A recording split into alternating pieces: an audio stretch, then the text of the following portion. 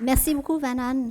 J'aimerais aussi remercier toute l'équipe de l'Université Laval, ainsi que notre co-host, le Vietnam Trade Office, pour cet événement. J'apprécie vraiment cette invitation afin de pouvoir vous parler un peu du Conseil d'affaires Canada-ANAS et très spécifiquement de l'ASEAN. Alors, on a entendu en effet nos autres allocuteurs parler de l'Indo-Pacifique. Et professeur Ouellette qui a parlé beaucoup de cette région de l'ASEAN qui est très, très important. Juste pour vous dire un peu de qui nous sommes. En fait, le Conseil d'affaires Canada-ANAS. ANAS, juste pour vous dire, représente l'Association des nations de l'Asie du Sud-Est. Alors, comme professeur Ouellette l'a mentionné, et je vais le mentionner plus tard, mais ça représente 10 nations. 10 nations qui représentent l'ANAS, mais en plus, ils ont aussi des partenaires de dialogue tels que le Canada, les États-Unis et d'autres pays. Alors, j'en parlerai davantage. Mon nom est Thi Bien Nguyen et je dirige ce conseil d'affaires au Canada. Juste pour vous dire, nous, notre conseil d'affaires a été fondé en 2012.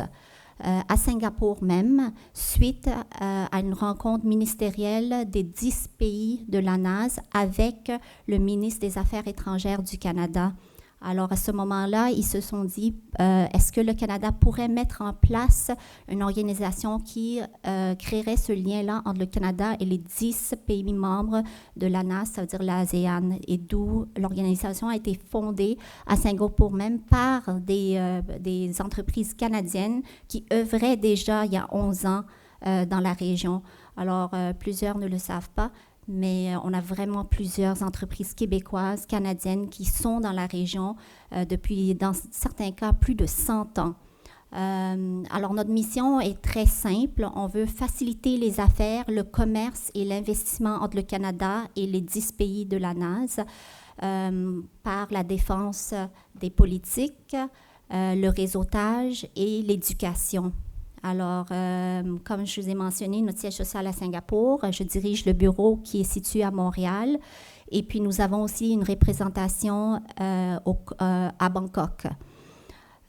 Présentement, je vous dirais qu'on dessert plus de 70 grandes corporations et institutions au Canada qui œuvrent déjà en ASEAN et on voit vraiment une augmentation de nos entreprises canadiennes et institutions qui cherchent à comprendre davantage cette région-là. Et je crois qu'un événement comme celle d'aujourd'hui va vraiment ouvrir les yeux pour mieux comprendre la région et voir les opportunités, mais aussi les défis que cette région peut apporter. Juste en gros, nos membres, on a la Banque nationale, la Manuvie, Sun Life, Ubisoft aussi, si vous ne le savez pas, mais si vous aimez le gaming, Ubisoft est très en Asie du Sud-Est. Couche-Tard aussi, les gens ne réalisent pas, mais Couche-Tard, avec leur filiale de Circle K, est beaucoup au Vietnam, en Indonésie, en Malaisie. Aldo également. Alors, on a vraiment des grands fleurons québécois qui se retrouvent dans cette région-là et puis on invite vraiment à nos entreprises, à nos universités de pouvoir être dans ce marché. Comme professeur Ouellette le mentionne, il faut qu'on soit présent. Parce que je vous dirais que d'ici 2050, toute la région de l'Indo-Pacifique va représenter pour 40% de l'économie mondiale. Notre mandat, je l'ai mentionné, les défenses des politiques. Alors souvent, on fait partie des organisations qui offrent notre expertise et nos connaissances dans les négociations, comme celle de libre-échange qui est en cours entre le Canada et l'ASEAN, entre le Canada et l'Indonésie. On fait beaucoup la promotion de marques et puis tout le réseautage pour mieux faire comprendre cette relation Canada et ANAS parce que, en fait, le Canada et toute cette région-là a une relation qui date depuis déjà plus de 46 ans. Alors, ce n'est pas récent. Oui, la stratégie Indo-Pacifique est récente, mais cette relation diplomatique, économique date depuis officiellement plus de 46 ans. Et bien sûr, le troisième volet, on fait beaucoup de recherches avec les universités, avec des entreprises aussi qui nous donnent des mandats afin de pouvoir mieux comprendre cette relation ou des secteurs ou des marchés très spécifiques dans la région. mission, j'en ai parlé. Juste un survol sur la région de la NAS. Je sais, le professeur Ouellette en a parlé un peu. Alors, bien sûr, la carte, la NAS, l'ASEAN, a été fondée en 1967. Et contrairement à ce qu'on croit, ça n'a pas été fondé par les 10 pays existants aujourd'hui. Ça a été fondé par une initiative de l'Indonésie, de la Malaisie, des Philippines, de Singapour et de la Thaïlande. Et ça a été fondé à Bangkok même. Et c'est seulement quelques années plus tard que les autres pays se sont joints. Alors, vous voyez, le Brunei en 84, le Vietnam en 95, 97, le Laos et le Myanmar, et le Cambodge en 99. Alors, tout récemment aussi, en janvier de cette année, les 10 membres de l'ASEAN, de la NAS, ont accepté par principe d'accepter Timor-Leste, un petit pays un peu au sud de l'Asie. Alors, ils ont accepté en principe de les inclure comme 11e membre. Alors, ça s'est produit cette année, en janvier cette année. Ils ne sont pas officiellement membres, mais ils sont dans les négociations pour préparer un roadmap afin de les aider à s'intégrer à la NAS, à l'ASEAN. Parce que, en fait, l'idée de se joindre comme membre, l'idée, c'est de pouvoir aussi que chaque pays puisse bénéficier des ressources d'expertise de façon équitable pour chacun des membres. Ce qu'on voit ici, c'est les pays partenaires de dialogue. Alors oui, on a 10 pays qui représentent l'ASEAN, mais on a aussi tous ces pays-là qui sont des partenaires de dialogue. Dans certains cas, comme je mentionnais, le Canada, ça fait plus de 46 ans qu'on est un partenaire de dialogue. Ce que ça veut dire, c'est vraiment que les 10 pays de l'ASEAN, il y a des rencontres annuelles qui ont lieu et notre ministre des Affaires étrangères est présent. Et puis, on échange vraiment sur des sujets tels que la sécurité, la politique, les intérêts économiques. Par contre, souvent, c'est unilatéral. Ce qui a été annoncé tout récemment, parce que le sommet de l'ASEAN a eu lieu à Jakarta juste il y a 2 semaines, et notre organisation a été présente, c'est que l'ASEAN a nommé le Canada comme partenaire stratégique. Alors, on est passé de partenaire de dialogue à un partenaire stratégique pour l'ASEAN et les négociations vont commencer à vraiment... En fait, ça va aider à accélérer les négociations qui se trouvent être dans la 5e ronde du Canada-ASEAN FTA.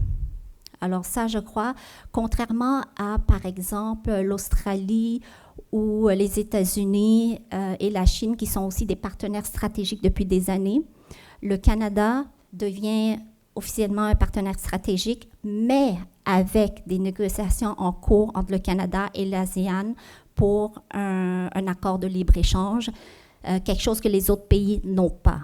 Alors ça devient très intéressant.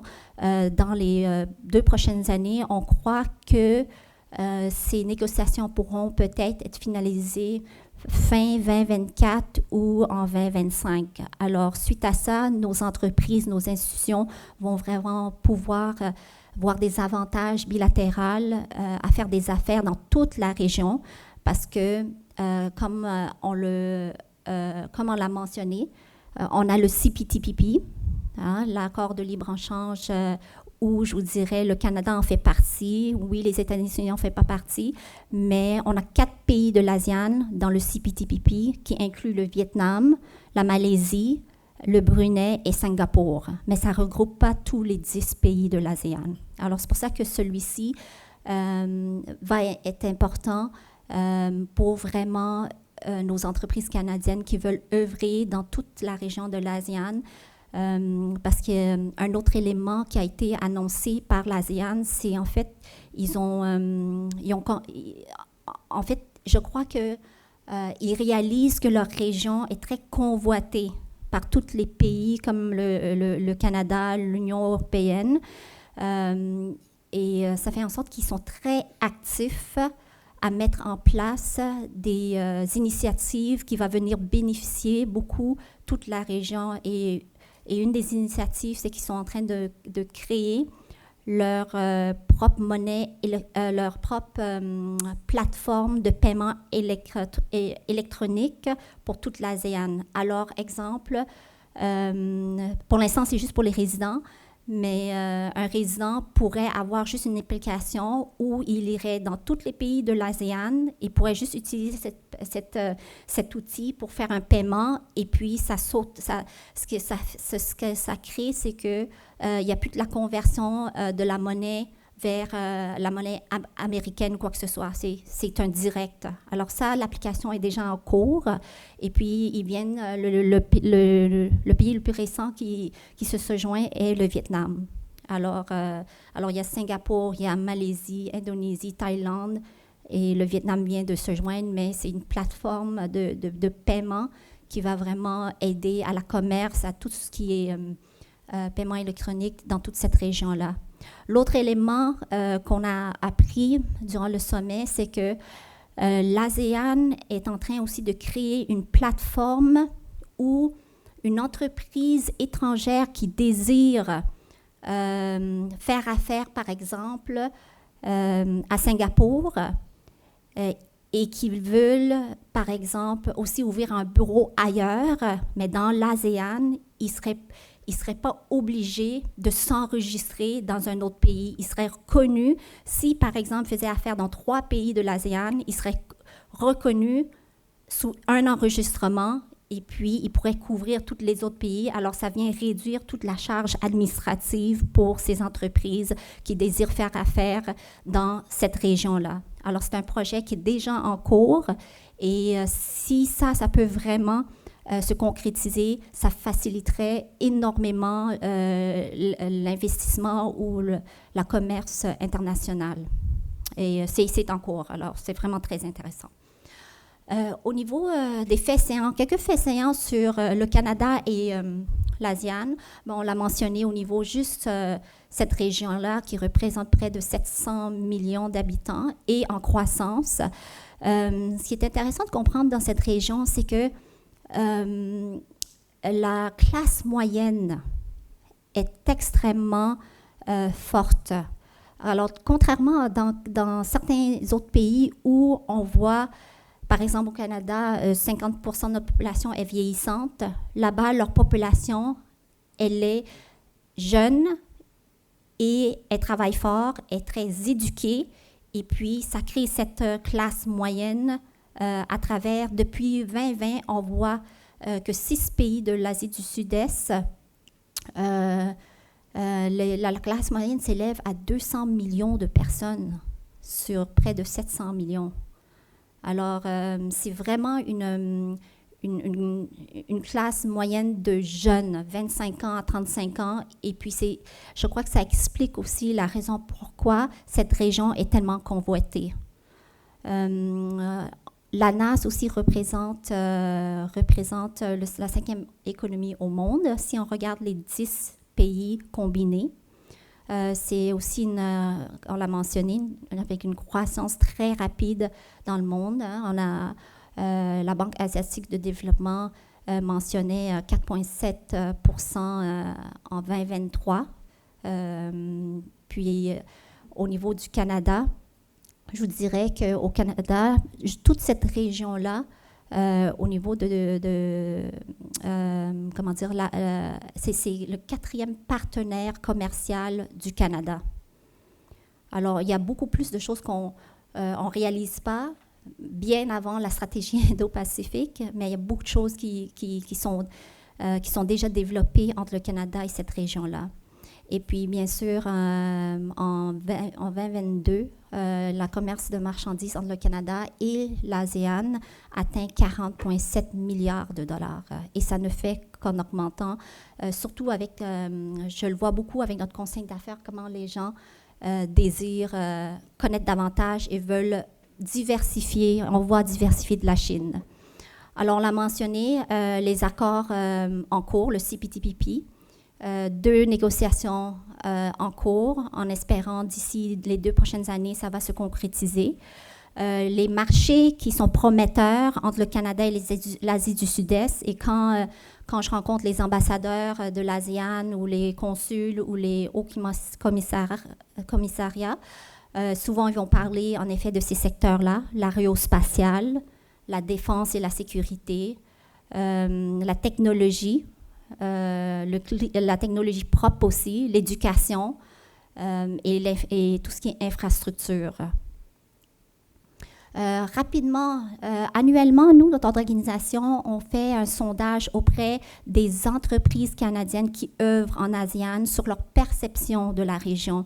Et selon notre plus récent sondage, c'est sorti en fait juste en fin août, ce qu'on remarque, ce qu'on a déterminé selon nos répondants qui œuvrent dans l'ASEAN, c'est que les marchés clés avec des opportunités commerciales à court terme, 1 à 3 ans. Alors, les marchés potentiels de l'ASEAN, le Vietnam se classe premier. Puis après ça, on a Singapour et puis on a l'Indonésie. Et l'économie de l'ASEAN qui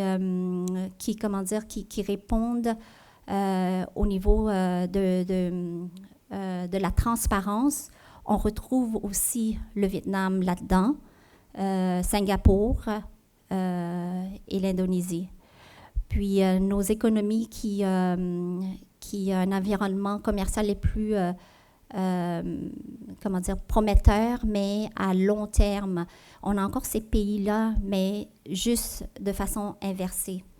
Alors, je crois que toute entreprise ou institution qui désire vraiment approcher l'ASEAN, vous pourrez, être bien accompagné pour pouvoir vraiment comprendre mieux le marché, parce que c'est une culture qui est différente de la nôtre. Il faut apporter ce respect-là à ces pays-là quand on veut transiger avec eux, tout comme quand ils vont venir ici aussi, il y a un échange culturel qui doit se faire. Alors, au-delà du volet économique et business, il y a un volet culturel qui est très important aussi à considérer. Je vous dirais qu'au niveau des facteurs de croissance économique, la raison pourquoi on croit que l'ASEAN est très prometteur, il y a l'essor de l'économie numérique et de l'innovation, des pays extrêmement numérisés et innovateurs. Alors, si vous n'avez pas eu la chance de visiter ces pays-là, je vous dis que ce soit leur système de transport, les trains, que ce soit, mon Dieu, c'est incroyable l'innovation qui se retrouve dans ces pays-là. J'ai mentionné classe moyenne, l'évolution de la réglementation pour faciliter les investissements et les affaires étrangères, surtout avec les prochaines négociations qui sont en cours. C'est sûr qu'il y a des défis. Hein, il y a des défis dans cette région-là. Les 3 points qui sont souvent relevés au niveau des risques, c'est l'incertitude géopolitique, l'inflation et la hausse de coût de la vie. Néanmoins, c'est beaucoup moins élevé qu'ici. Et la montée des tensions entre la Chine et les États-Unis affecte définitivement, je crois, la région, mais aussi le monde entier. Et c'est comment est-ce que cette région va réagir à ce conflit-là qui est important de suivre. Puis, en gros, je crois qu'en effet, je n'avais pas beaucoup de temps, là, mais je voulais juste vous dire, j'espère que vous avez appris vous avez eu des informations pertinentes sur la région. Et n'hésitez pas si vous avez d'autres questions plus pointues. Moi, je suis basée ici, mais mes autres collègues sont à Singapour. Et si vous voulez visiter la région, on fait des missions commerciales et puis ça nous ferait plaisir de vous avoir parmi nous. Merci.